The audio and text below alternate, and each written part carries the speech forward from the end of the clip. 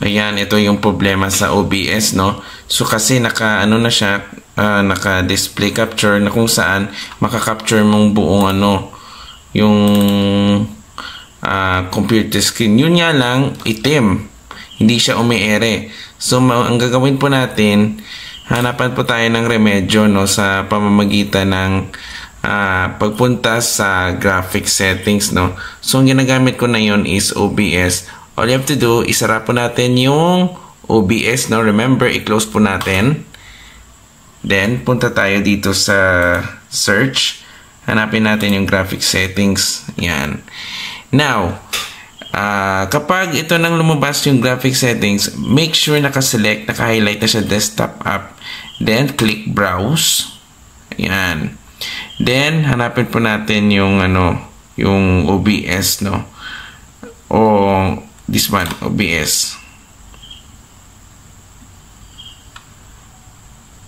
So, makikita po natin siya, guys, dito sa may this PC.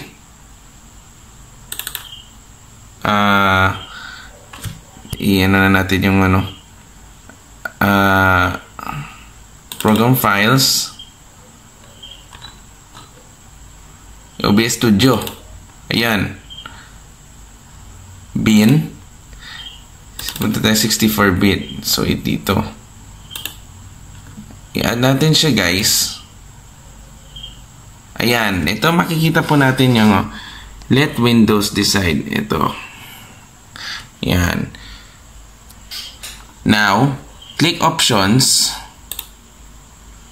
Okay. So, makikita po natin, guys, yung what do you prefer for graphics performance, no? So, ang gagawin, i-click po natin ang now, ito pong lumabas graphics performance. So, i-click po natin dito siya, guys, sa GPU. Then, click save. Ayan na. So, ang gagawin po natin ay click X, isara na lang natin, and open natin yung OBS. Yan. So, anong mangyayari? Kasi, ang nangyari, ilagay natin siya ng scene para na kung saan makakapture yung buong computer screen. So, anong mangyayari? Ayan, ito na po siya, guys. Ayan. So, napakadali lang gamitin ng OBS. Pero, shoutout po sa mga multimedia ministry. Ito na pala yung remedyo, no? Yan.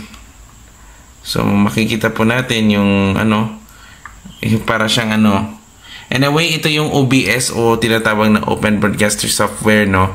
Na kung saan makakapture mo yung mga videos, yung mga scenes, may mga PowerPoints dyan.